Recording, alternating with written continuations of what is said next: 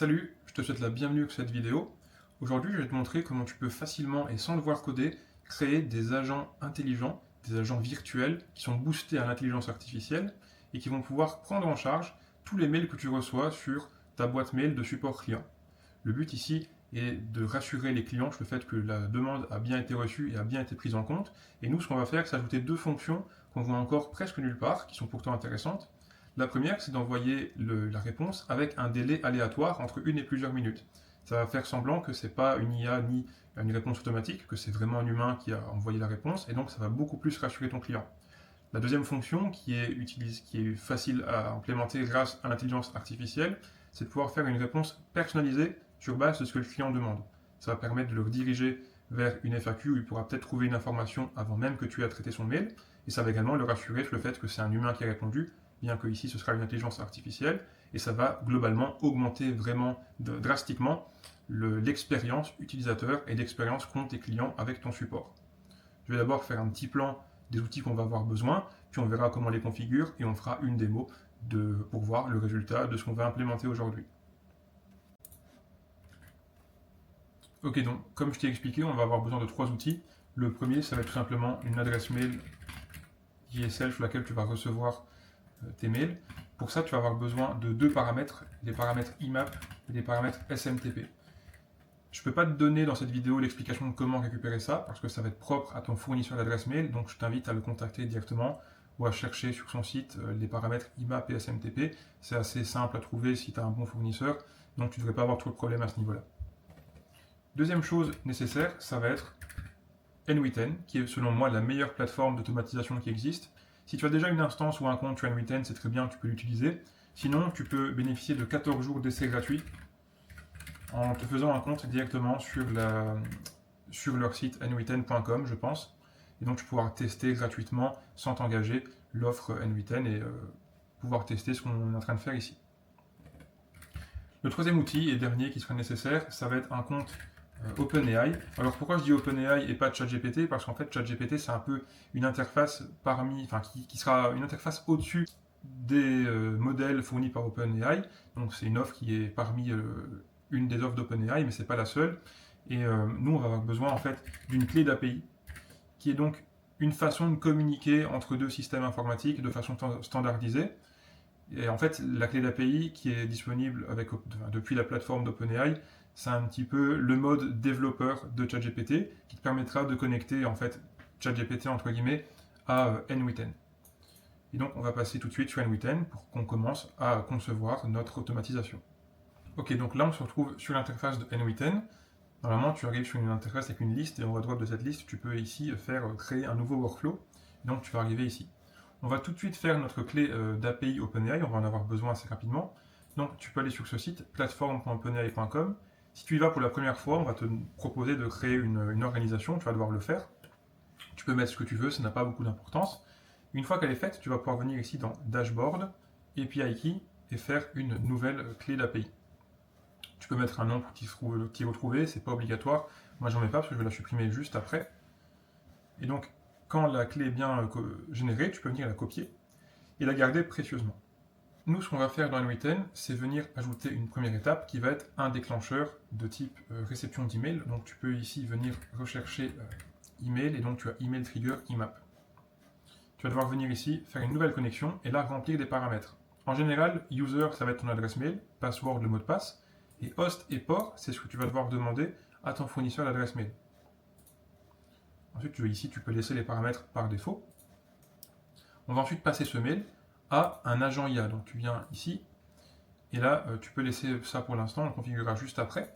On va déjà configurer notre modèle qui va être utilisé, qui va être donc ChatGPT. Donc, juste ici, tu suis ce que je fais. Tu vas devoir faire un nouveau compte, et ici, tu vois, on te demande une clé d'API. Tu vas venir coller celle que tu as copiée juste avant. Tu vas faire sauvegarder. Tu vois qu'elle est en train d'être testée et là qu'elle est correctement configurée. Donc ça c'est bon. Si tu as un message rouge ici qui dit que ça ne va pas, c'est que tu as sûrement copié la mauvaise clé ou que tu as fait une erreur en la remettant. Donc on peut venir fermer ça. Ici ce que je vais te conseiller c'est de passer sur le modèle 4.1 mini. Pourquoi? Parce que je trouve qu'il est assez performant quand même et il fait partie des modèles les moins chers. quand tu reçois un grand nombre de mails, à chaque fois, il y a une demande qui va être faite à ChatGPT pour analyser le mail et pour en écrire un de réponse. Et donc, le prix va avoir une certaine importance. Donc, c'est important ici de prendre un modèle qui n'est pas trop cher. Tu peux trouver la liste des prix normalement en allant sur le site OpenAI. Tu peux faire une petite recherche et trouver une liste de tous les modèles avec leurs prix. Donc, le modèle est configuré. Les agents, on viendra après dessus. On va pas avoir besoin de mémoire. Par contre, on va avoir besoin d'un outil ici qui va être un outil de type mail, donc Send Email Tool. Pour l'instant, on ne va pas le configurer, donc ici quand même, tu vas devoir, en fait, comme pour la première étape, te connecter, mais ici avec les paramètres SMTP, donc User Password, ça va être toujours adresse mail et mot de passe, Host et port, ça va être ce que ton fournisseur mail te donne pour son serveur SMTP. On va venir configurer ça plus tard. Pour l'instant, pour pas que ça nous dérange, parce que tu vois là c'est en rouge, ça pose problème, on va venir tout simplement l'éteindre ici, et on va pouvoir faire un premier test. Donc on va tout simplement envoyer un mail à ce workflow qui va être réceptionné ici, et qui va être passé à notre agent IA. Donc on va tester ça tout de suite. Ok, donc j'ai mon téléphone qui est prêt pour l'envoi du mail. Je vais venir ici sur ce premier nœud, et donc je vais faire Execute Step. Tu vois que là, le nœud il est en train d'attendre, il est en train d'écouter la réception d'un mail, et donc je vais l'envoyer là maintenant. Donc ça va prendre quelques secondes, je pense. Et voilà, le mail a bien été reçu. Nous, on a des paramètres importants. C'est ici, ça va être le contenu du mail. Donc moi, j'avais écrit juste message du mail. On va également avoir l'adresse mail depuis de où vient le mail, donc qui a envoyé le mail, et on va avoir l'objet du mail, donc ce qui a été écrit en titre. Nous, on sait déjà qu'on va vouloir répondre à la personne qui a envoyé le mail, donc on peut venir reconfigurer ici ce nœud, et tu vois que maintenant tu as plein d'options qui apparaissent ici. Nous, on va passer donc from email, on va tout simplement mettre l'adresse mail de destination qui est ici, et to email, on va mettre l'adresse mail depuis qui a envoyé le mail, qui est, on va plutôt utiliser, non, on va laisser ça comme ça. Voilà. Sujet, on va pouvoir venir ici, cliquer sur les étoiles, ça va permettre en fait de laisser le modèle d'intelligence artificielle qu'on a configuré en amont, donc qui est ici, venir remplir automatiquement ce champ, et c'est pareil pour ici. On viendra peut-être mettre une description pour l'ajuster, j'expliquerai après si on en a besoin. Ici, opération, il faut bien laisser sur Send, parce qu'on va bien envoyer un mail. On va venir dans notre nœud AI Agent, et on va ici lui ajouter un System Message. System Message, en fait, c'est un peu comme un prompt. Donc en fait, c'est le message qu'on va passer à notre agent, à notre modèle d'intelligence artificielle, pour lui dire voilà ce que tu dois faire. Donc moi, je vais lui dire, tu reçois un mail d'un client, tu es le support, j'arrive pas à écrire, tu es le support technique d'un site d'e-commerce.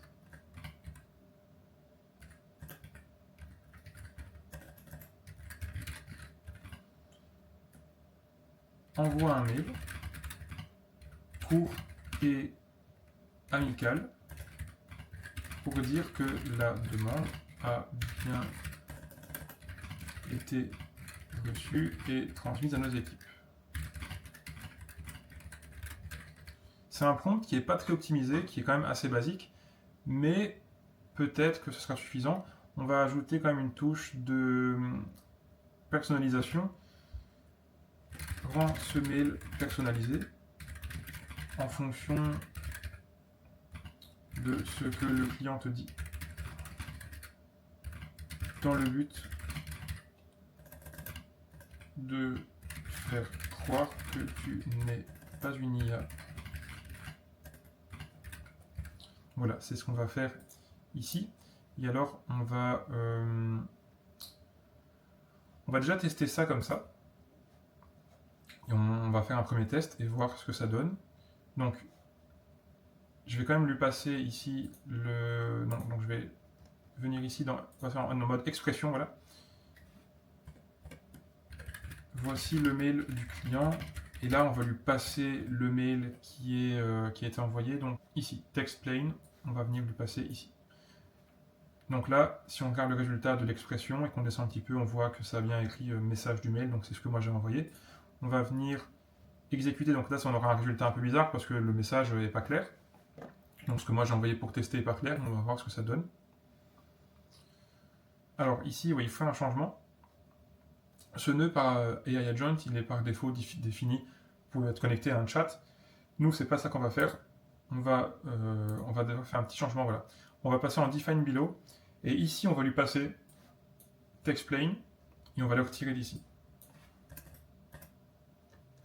Donc tu reçois un mail d'un client, donc là il a le contexte qui reçoit bien le mail. On va tester.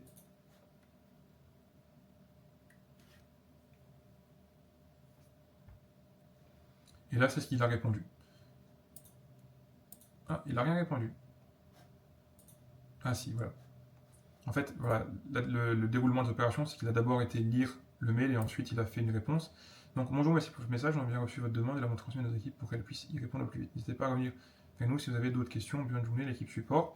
On pourrait lui ajouter le fait de renvoyer vers une foire aux questions sur notre site.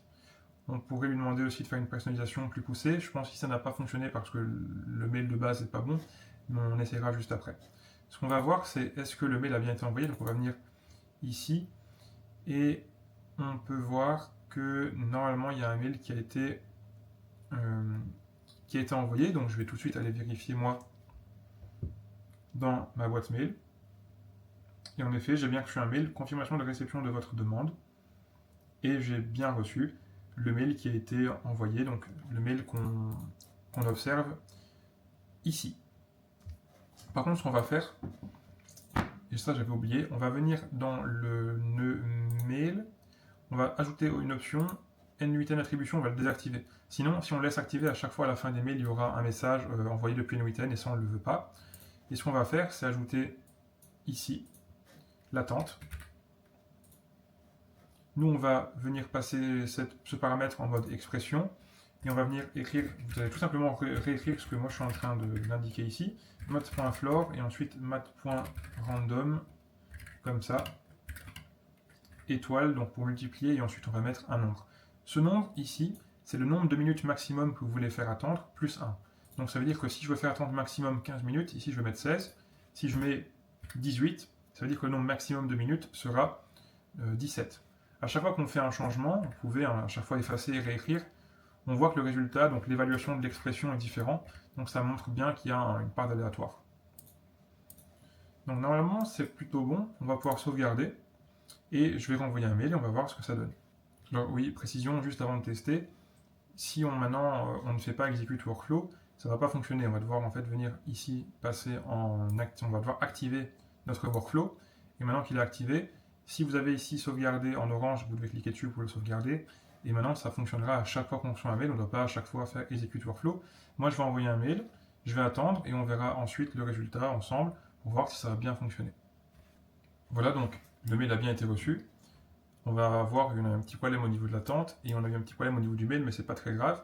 Si on va voir dans l'agent IA, le mail que j'ai envoyé, c'est ma caméra ne fonctionne pas, elle est tombée sur l'herbe du jardin quand je jouais avec le chien.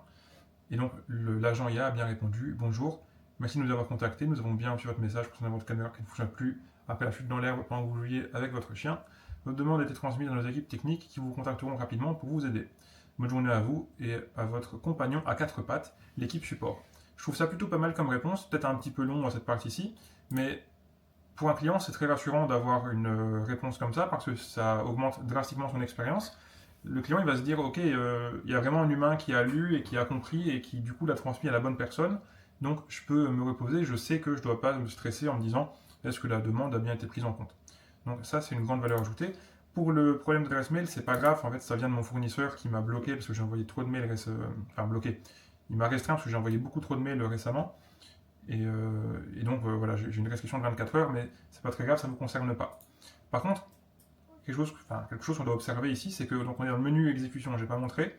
Donc ici c'est le menu d'édition, on va passer dans le menu exécution, et là on arrive ici. On voit que ça a pris 20 secondes. Parce qu'en fait ce que j'ai fait, c'est que j'ai mis un délai d'attente en secondes, et nous on le veut en minutes. Donc ce qu'on va faire tout simplement, c'est venir ici et multiplier par 60. Et là maintenant, on est en minutes, on peut sauvegarder, on reste bien activé, et là maintenant, ça devrait fonctionner. À chaque fois qu'on reçoit un mail, il y a un délai d'attente entre 1 et 15 minutes.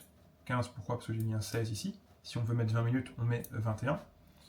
Un délai d'attente, et puis c'est l'agent IA qui lit le mail, qui via ChatGPT fait une réponse, et qui l'envoie automatiquement au support, en réponse en tant que support client.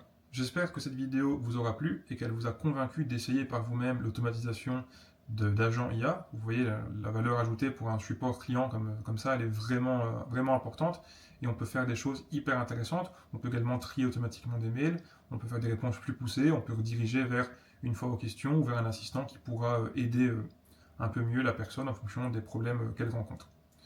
Je vous invite à laisser un commentaire sur cette vidéo, également à laisser un like et je vous souhaite une bonne journée.